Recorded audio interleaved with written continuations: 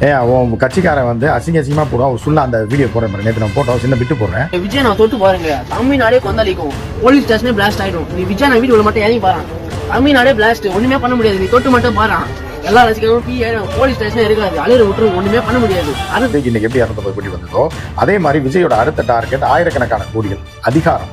ஏன்னா இதற்காகத்தான் அந்த ஏற்கனவே இருந்த 250 கோடி 150 கோடியை விட்டுட்டு அவர் இங்கே வர்றாரு. அதற்கு இவ்வளவு நாள் தற்குறி என்று நினைத்துக் கொண்டிருந்த அரசியல் தெரியாத மனிதர் அப்படின்லாம் நினைத்துக் கொண்டிருந்த விஜய் இன்னைக்கு அவர் வெளியிட்ட வீடியோ மூலம் மிக மிக கொடூரமான ஒரு மனிதன் என்பதை அவரே வந்து படம் போட்டு காட்டிட்டாங்க. அப்சி கூட்டம் தானே, இவன் தொண்டர் தானே, எல்லாரும் இந்த ஆளை பார்க்க தானே வந்தாங்க. சரியா? அப்போ எதுவுமே உனக்கு பொறுப்பே கிடையாதா? எல்லாமே திமுக அரசு, முதலமைச்சர் மு க ஸ்டாலின் விஷ ஊசியை கொண்டு போட்டு விட்டாருன்னு சொல்லிட்டாங்க. இன்னொரு தற்கொலை இருக்கிறான் ஆதவ இருக்கிறான்னு சொல்லி அவன் நைட் வந்து புரட்சி கலை கொடுக்குறான். 11:35 ஒரு ட்வீட்டை போடுறான், புரட்சிக்கு வாங்க, இதைத்தான் நம்ம சொல்லிக்கிட்டு இருக்கோம். இந்த குறிகள் பல பேசிட்டு இருந்தான். ஏன்னா அவன் அறிவிக்கே இதெல்லாம் எட்டாது, அவனுக்கு பேசிக் நாலேஜே கிடையாது, அவனுக்குலாம் இதெல்லாம் எட்டாது. ஜென்சி புரட்சி மாதிரி புரட்சி செய்வோம்னா இதெல்லாம் நாடா தனி நாடா? நீ புரட்சி செய்ய ஆட்சியை கலைச்சோன்னே மத்திய அரசு விட்டுருமா அவனைய? இப்பட்ட ஒரு தற்கொலை போடுறான் எடுக்கிறான் கடைசியில் டெலிட் பண்ணிட்டு போயிட்டான். செத்து மெண்டல் தனமா விஜய் கவர்வதற்காக இப்படி ஒரு விஷயத்தை ட்விட்டர் போட்டுட்டான் அப்படின்னு பார்த்தா விஜய் அதை விட 100 மடங்கு கிரிமினல்ன்றது விஜய் பேசும்போது தான் தெரியுது. கிடையாது, நீ கிரிமினல், அப்ப நீ தூண்டி விடுறேன்னு அர்த்தம். அதுக்கு எப்படின்னா முட்டாள் மக்கள், முட்டாள் ஃபாலோவர்ஸ் தற்கொலைகள் அவன்கிட்ட இவர் வந்து சினிமா பாணியில பேசுறாரா, நான் இங்கே தான் இருக்கேன், நான் எங்கேயும் ஓடி போல, சிஎம்க்கு சவால் வர்றாரா சினிமா டைலாக் மேன். ஏய் ஒழுங்கா வந்துரு, எங்க ஒளிஞ்சிருக்கேன், உன்னைய அழிச்சிருவேன், உன்னைய தொலைச்சிருவேன், உன்னைய கட்சிக்காரனெல்லாம் வந்து தலையை வெட்டி கொன்றுவேன், நீ முன்னாடி வாடா அப்படின்னு சொன்ன மாதிரியும் உன்னை ஒரு பதில் டைலாக்கா. சிஎம் சார் நான் வீட்டில் தான் சார் இருக்கேன், நீங்கள் அவங்கள விட்டுருங்க, என்ன வேணாலும் பண்ணி. இதெல்லாம் பார்த்தா ஒரு சினிமா டைலாக் மாதிரி தெரியல. உணர்ச்சி வசப்படுறவன் தன் தொண்டர்கள் நமக்காக வாழ்ந்து நமக்காக வந்து செத்து போயிட்டானே அந்த செகண்ட் என்ன செய்யறதுன்னு தெரியாமல் நேரம் ஆஸ்பத்திரிக்கு வண்டியை விடுறான். உண்மையான மனிதனாக இருந்தாலும் ஆஸ்பத்திரிக்கு வண்டியை விடுறான். என்ன நடக்குன்னு பார்த்துருவோம். பஸ் ஆஸ்பத்திரிக்கு விடுறான்னு சொல்லி எல்லாரும் வாங்க மெரினா பீச்சில் கூடுவோம், இந்த ஆட்சியை வீட்டுக்கு அனுப்புவோம், தீ வைத்து கொடுக்குவோம். இது மாதிரி அடுத்த 2026 என்ன நடக்கும் மக்கள் கையில் தான் இருக்குது. அதுதான் ஜனநாயகம். மக்கள் ஓட்டு போடுறது. நீங்கள் மக்கள்கிட்ட போய் பேசுங்க, மக்கள்கிட்ட பேசி உங்களுக்கு முதலமைச்சராக ஆகணும். ஐயோ அப்பா மிக பயங்கரமாக இருக்குங்க, இவங்கெல்லாம் முதலமைச்சர் இல்லைங்க, எம்எல்ஏ ஆனால் கூட ஆபத்துங்க. அந்த அளவுக்கு ஆபத்தானவர்கள் பதவிக்காகவும் இதுக்காகவும் அரசியலுக்காகவும் எதை வேணாலும் செய்வாப்ல விஜய் அப்படின்றது இந்த விஜயோட இந்த பேட்டி மீன்ஸ் வந்து போட்டிருக்க வீடியோலாம் தெரியும். மிகப்பெரிய திமுக காரனே பஞ்சாயத்து பண்ணி ஆளை கொண்டுட்டானே வச்சுக்க, அவங்க தான் திட்டம் போட்டானே வச்சுக்க. நீ எப்படி அங்கே போய் பார்க்காம வந்த? சரி, வந்ததுக்கு அப்புறம் எப்படி காரில் வந்து பத்திரிக்காரன் கேட்குறாம்ல, அங்கே நீ சொல்ல வேண்டியதானே? ஃபர்ஸ்ட் லைன் நேயர்களுக்கு வணக்கம். நம்ம என்ன பார்க்க போகிறோம் அப்படின்னு பார்த்தீங்கன்னா, விஜயோடைய நேற்று ஒரு வீடியோ வெளியிட்டிருக்காரு. அது எல்லாமே நீங்கள் டிவியில் பார்த்துருப்பீங்க, யூடியூப்பில் பார்த்துருப்பீங்க, பல்வேறு தளங்களில் ஃபேஸ்புக்கில் பார்த்துருப்பீங்க. எல்லா இடத்துலையும் பரப்பப்பட்ட வீடியோ. அது எல்லாருக்குமே தெரியும் அது என்ன நடந்தது அப்படின்னு. ஆனால் அதுக்குள்ளே உள்ள உள்குத்து என்ன அப்படின்றது தான் நம்ம இப்போ டீகோட் பண்ண போகிறோம். இவ்வளோ நாள் வந்து விஜயை வந்து பலரும் பல மாதிரி விமர்சிச்சுட்டு இருந்தாங்க. அரசியல் தெரியாது, இது தெரியாதுன்னு ஏன் தற்குறின்னு கூட சொல்லிட்டாங்க. விஜய்க்கு வந்து எதுவுமே தெரியாது, விஜய் ஒரு தற்குறின்னு கூட விமர்சனங்கள் வந்துருச்சு, அரசியல் தற்குறின்னு கூட வந்துருச்சு. அதே மாதிரி தான் பேச தெரியாது, ஒரு என்ன பண்ண போகிறோம், இப்போ ஆட்சிக்கு வந்தால் நீ என்ன பண்ணுவ, ஏற்கனவே இருக்கிற ஆட்சி எதற்காக எதிர்க்கிறீர்கள், நீங்கள் வந்தால் என்ன பண்ணுவீங்க, உங்கள் கூட இருக்கவங்களாம் யார் அப்படின்றத பற்றியெல்லாம் மிகப்பெரிய குழப்பம். விஜய் யாருன்றதுலேயே குழப்பம் இருக்குது. விஜய் வந்து அதாவது என்னென்னா தற்குறிக்கு அடுத்த ஸ்டேஜ் கொஞ்சம் விவரம் தெரிஞ்சவங்க, அதை விட கொஞ்சம் விவரம் தெரிஞ்சவங்க என்ன எல்லாம் பொதுவாக என்ன சொன்னாங்க அப்படின்னா, அவர் வந்து 250 கோடி ரூபா கடைசி படத்துக்கு வாங்கினார், அதுக்கு முன்னாடி 150 கோடி ரூபா வாங்கிட்டு இருந்தார், அவர்கிட்ட ஏகப்பட்ட பணம் இருக்குது, அதையெல்லாம் துறந்து விட்டு அவர் வந்து அரசியலுக்கு வராருனாங்க.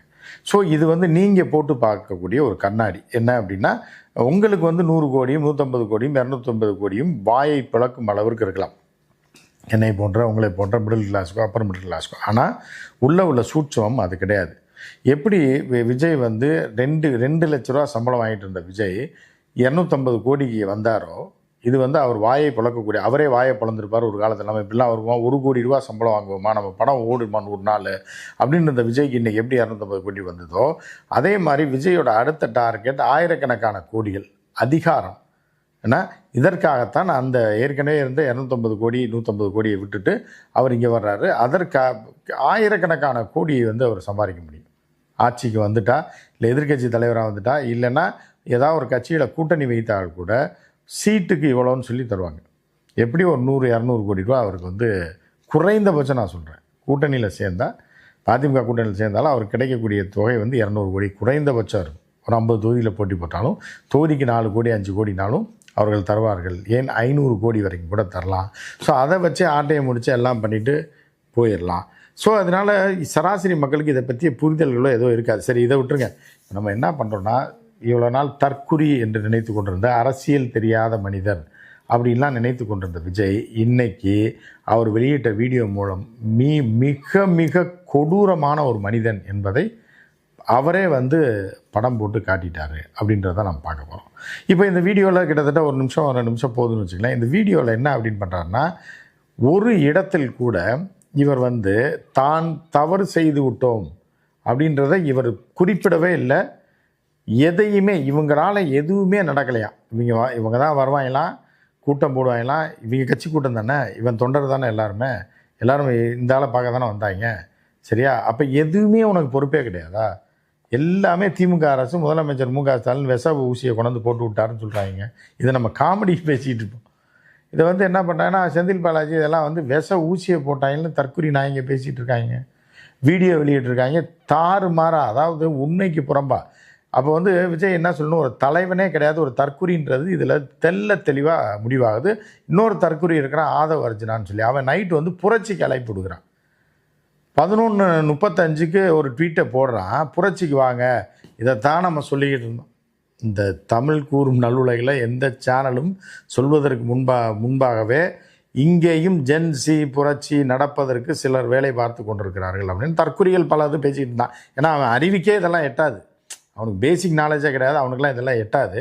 ஸோ இப்போ வந்து என்ன அப்படின்னு பார்த்தீங்கன்னா, இந்த வண்டானில் ஒருத்தன் நேற்று ட்விட்டே போட்டானே, வாங்க ஜென்சி புரட்சி மாதிரி புரட்சி செய்வோன்னா இதென்னா நாடா, தனி நாடா? நீ புரட்சி செய்ய ஆட்சியை கலைச்சோன்னே மத்திய அரசு விட்டுருமா, உனைய உள்துறை விட்டுருமா, வெளியுறவுத்துறை விட்டுருமா, அது எந்த கட்சி வேணாலும் ஆட்சி செய்யட்டும். நீ இந்த நாட்டில் புரட்சி கிளப்பி விடுத்தேன்னா அவனை விட்டுருவாங்களா? ஸோ இப்படிப்பட்ட ஒரு தற்கொலை போடுறான் எடுக்கிறான் கடைசியில் டெலீட் பண்ணிட்டு போயிட்டான் அதை செட்டு. சரி, அப்போ கூட நம்ம என்ன நினச்சோம் அப்படின்னா, இந்த தற்கொலை ஏதோ போதையில் பண்ணுறான்னா தண்ணி அடிக்க மாட்டாப்புல. ஏன்னா அது நம்ம அபாண்டப்பள்ளி யாரையும் சுமத்த முடியாது. யாருன்னா ஆதவ அர்ஜுனா தண்ணி அடிக்கிற பழக்கம்லாம் கிடையாது. ஒரு பாடி பில்டர், ஒரு பேஸ்கெட் பால் பிளேயர். சரி, லூசுத்தனமாக ஏதோ மெண்டல்தனமாக விஜயை கவர்வதற்காக இப்படி ஒரு விஷயத்தை ட்விட்டர் போட்டுவிட்டான் அப்படின்னு பார்த்தா, விஜய் அதை விட 100 மடங்கு கிரிமினல்ன்றது விஜய் பேசும்போது தான் தெரியுது. ஏன்னா என்ன சொல்கிறாப்புல பாருங்கள், ஸ்டாலின் சார், முதலமைச்சர் சார், நான் இங்கே தான் வீட்டில் தான் இருப்பேன், நீங்கள் எதுனாலும் என்னைய பண்ணுங்கள், என் மக்களை விட்டுருங்கன்னா இது எவ்வளோ பெரிய கிரிமினல் தனம் தெரியுமா? உன் கட்சிக்காரன் வந்து அசிங்கமாக போடுவான் ஒரு சொல்ல. அந்த வீடியோ போடுறேன் பாருங்க, நேற்று நம்ம போட்டோம், சின்ன பிட்டு போடுறேன். விஜய் நான் தொட்டு பாருங்க, தமிழ்நாடே கொந்தளிக்கும், போலீஸ் ஸ்டேஷனே பிளாஸ்ட் ஆயிடும். நீ விஜய் நான் வீடியோல மட்டும் இறங்கி பாரு, தமிழ்நாடே பிளாஸ்ட், ஒண்ணுமே பண்ண முடியாது. நீ தொட்டு மட்டும் பாரு, எல்லா ரசிகர்களும் போலீஸ் ஸ்டேஷனே இருக்காது, அழுற விட்டுரும், ஒண்ணுமே பண்ண முடியாது. அரசு பண்ணிப்பாரு. இது வந்து போலீஸ் ஸ்டேஷனை பாம்பு வெடிச்சு செதற அடிச்சிருவோன்றான், ஆட்சியை கலைச்சிருவோன்றான், தீ வச்சு எரிச்சிருவோன்றான் பஸ்ஸெல்லாம். ஏன்னா இவனை வந்து போலீஸ் கூப்பிட்டு விசாரித்தா நீ வந்து அதை வந்து தட்டி கேட்க மாட்டேன். என்னடா தம்பிலாம் இப்படிலாம் பேசுகிறீங்க, டேய் அப்படிலாம் பேசக்கூடாதா, போலீஸ் ஸ்டேஷனை தகர்த்துறேன்ற வெடிகுண்டு வச்சு பஸ்ஸெல்லாம் தீ வச்சு அப்படிலாம் சொல்லக்கூடாது தம்பி, அரசியல்ன்றது வேறு இது வேறன்னு சொல்லியிருந்தான்னா இவன் தலைவன். அதை விட்டுட்டு என்ன பண்ணுறாங்க அப்படின்னா, அவர்களை எல்லாம் கைது செய்யாமல் என்னைய செய்ய அப்படின்னா அந்த தற்கொலைகளை நீ தூண்டி விடுறன்னு அர்த்தம். நீ ஒரு தற்கொலை கிடையாது, நீ கிரிமினல். நீ தற்கொலை கிடையாது, நீ கிரிமினல். அப்போ நீ தூண்டி விடுறேன்னு அர்த்தம். அதுக்கப்புறம் என்னென்னா, பொதுவாக நீ தான் வீட்டில் தான் கிடக்கேன்னு சொல்லி அந்த ஏரியா ஏட்டையாக்கே தெரியுமே. நீ என்ன சிஎம்க்கு சொல்கிற, சிஎம் சார் நான் இங்கே தான் இருக்கேன்னா ஏன் அவருக்கு தெரியாதா? ஒரு முதலமைச்சருக்கு நீ எங்கே இருக்கேன்னு தெரியாதா? அந்த ஏரியா ஏட்டுக்கே தெரியுமியா, பாராபிசிக்கே தெரியும் நீ எங்கே இருக்க அப்படின்னு. அது மட்டும் இல்லை, சோஷியல் மீடியாவை சேர்ந்த நண்பர்கள், தோழர்கள் அவங்க மேலே எஃப்ஐஆர்லாம் போட்டு இப்போ பிடிச்சிக்கிட்டு இருக்கிறாங்க.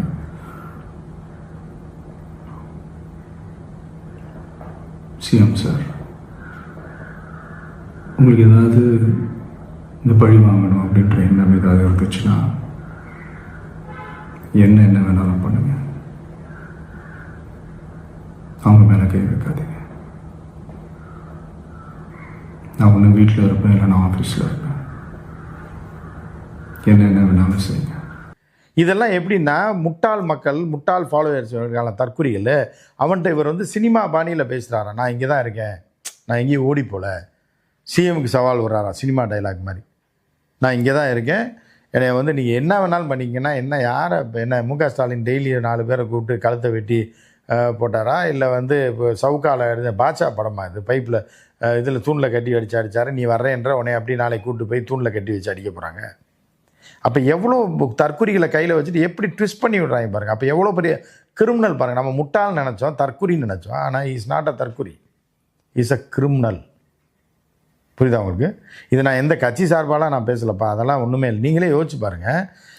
விஜய் வீட்டில் இருக்கிறது எல்லா டிவிலையும் லைவ் போட்டிருக்காங்க. நீ வெளியில் வந்தாலே, காரில் வெளியில் வந்தாலே ஃபாலோ பண்ணுறதுக்கு பத்திரிக்காரன் வாசலில் நிற்கிறான், போலீஸ் நிற்கிது, மத்திய படை நிற்கிது, ஒய் பிரிவு இஜெட் பிரிவெல்லாம் நிற்கிது.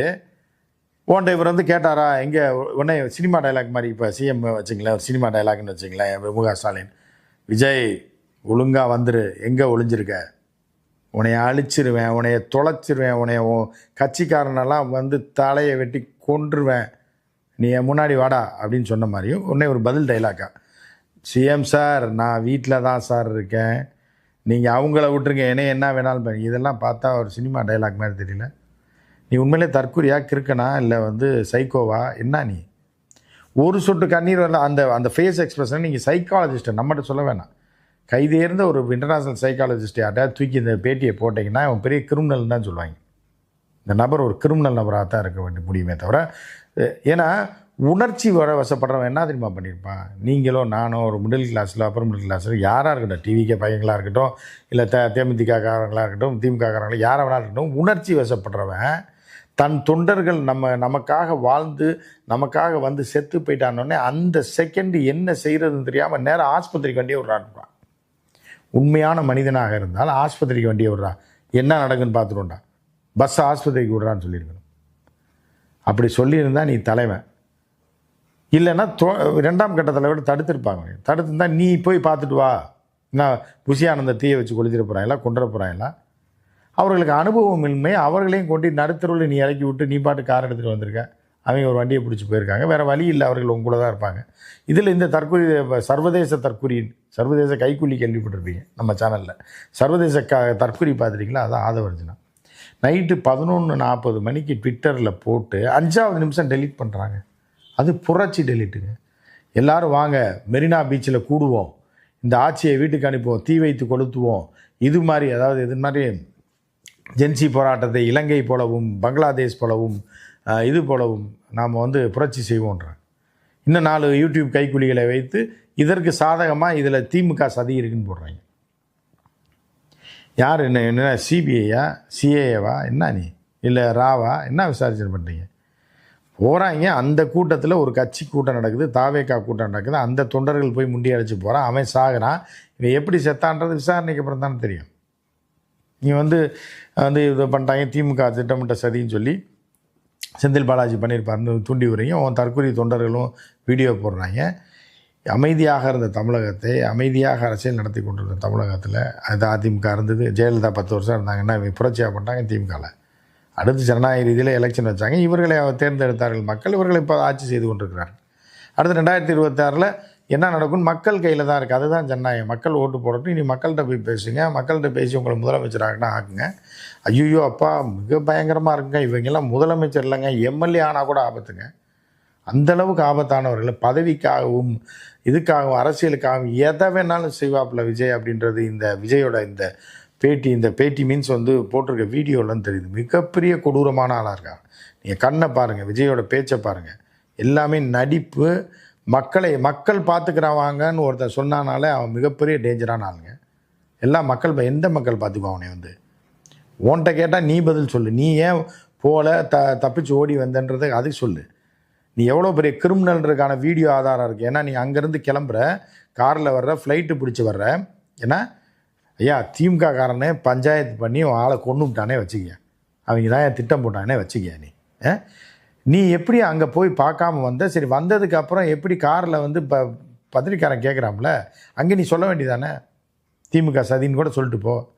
அங்கே திருச்சி ஓடுற உயிர் பயத்தில் ஓடி ஃப்ளைட்டில் ஏறி வந்து சென்னையில் வந்து இறங்கினவனே ஆசுவாசமாக எல்லாத்தையும் செல்ஃபி எப்படி அவனால் எடுக்க முடியுது? எப்படி செல்ஃபி எடுக்க முடிஞ்சிச்சு அந்த ஸ்டாஃப்கிட்ட? அதாவது ஃப்ளைட் ஸ்டாஃப் வந்து எல்லாம் வந்து செல்ஃபி கொடுக்குறாங்க, சிரிச்சுட்டே எப்படி செல்ஃபி கொடு? எப்படி உன்னால் முடியுதுன்னா? உனக்காக உன்னை நேசித்து உனக்காக வாழ்ந்து கொண்டிருக்கிற தற்கொலைகள் வந்து மோதிரம் வைக்கிறான், அதில் வந்து ஒரு 40 பேர் செத்து போயிட்டாங்க. எப்படி மனசு வருது? உயிர் இல்லையா? அது அவன் முட்டாளாக இருக்கட்டும், நல்லவனாக இருக்கட்டும், கெட்டவனாக இருக்கட்டும், யாராக வேணாலும் இருக்கட்டும், செத்தது உயிர் தானே, உன்னை நேசித்த உயிர் தானே, உன்னை தேடி வந்த உயிர் தானே. எப்படி சிரிச்சுக்கிட்டு செல்ஃபி எடுக்க முடியுது நைட்டில் ஏர்போர்ட்டில்? நான் பார்த்தவரை இந்த 35 வருடம் ஆகுது நான் பத்திரிகை துறைக்கு வந்து. ஏன்னா 90 89 எண்டில் வரேன் நான். இன்றைக்கி வரைக்கும் 35 வருடம் நெருங்குது. இப்படி ஒரு கொடூரமான முகம் உள்ள ஒரு அரசியல்வாதியை நான் பார்த்ததே கிடையாது. அமித்ஷா மோடியை பற்றி பயங்கரமாக சொல்லுவாங்க, அவர்கள் கூட இப்படி கிடையாது. விஜய் வந்து ஏதாவது அதிகாரத்துக்கு வந்தால் யாருமே இங்கே வாழவே முடியாது அப்படின்ற மாதிரியான ஒரு சைக்கோ அப்படின்றது இதிலேருந்து தெரியுது, நம்ம பார்க்குறோம். ஸோ அடுத்தடுத்து என்ன நடக்குதுன்னு பார்ப்போம். அதிர்ச்சிகரமாக இருக்குது. தமிழக அரசியல் நினைத்தாலும், அவர்களை பின்பற்றாளர்களை நினைத்தாலும், அவர்களுடைய செயல்பாடுகள், அவர்கள் போடக்கூடிய வீடியோக்கள், சின்ன சின்ன பையங்க பிள்ளைங்கள்லாம், பொம்பளைங்க ஓவராக இருக்காங்க. 18 வயசு 20 வயசு 22 வயசில் சாகிற ஆளுங்க. என்னத்தை கண்டிங்க நீ? ஒரு நடிகனை பார்க்குற, படம் பார்க்குற, ரசிக்கிற, அதுக்கு அடுத்து என்ன பண்ண போகிற நீ? என் புருஷனே பிடிக்கலன்ற, புருஷனை பிடிக்குமா, விஜய் பிடிக்குமா? இதெல்லாம் என்ன வார்த்தை? இது என்ன சமூகம்? இது எதை நோக்கி போயிட்டுருக்கு இந்த தமிழ்நாடு? எதுவுமே தெரில. ஒரு நிர்வாணமாக வைத்துட்டு படுத்துக்கிட்டு உருண்டுக்கிட்டு செக்ஸியாக காட்டி பையங்களை ஏமாற்றக்கூடிய ஒருத்தி வர்றாங்க. விஜயை பார்க்குறதுக்கு வர்றா.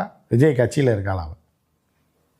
அவன் நிர்வாணமாக இருந்துக்கிட்டு அரைகுறையாக காமிச்சிட்டு பார்த்துக்கடா காசு போடுறான்னு சொல்கிற ஒருத்தி வர்றா. அவளோட ஆயிரக்கணக்கான பேர் செல்ஃபி எடுத்து விளாண்டுக்கிட்டு இருக்காங்க.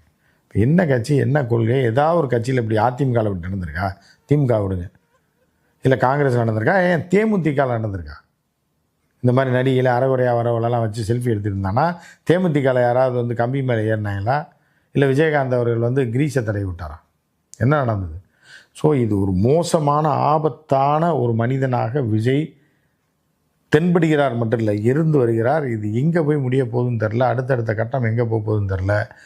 பொறுத்திருந்து பார்ப்போம். மற்றும் ஒரு நிகழ்ச்சியில் சந்திப்போம். நன்றி, வணக்கம்.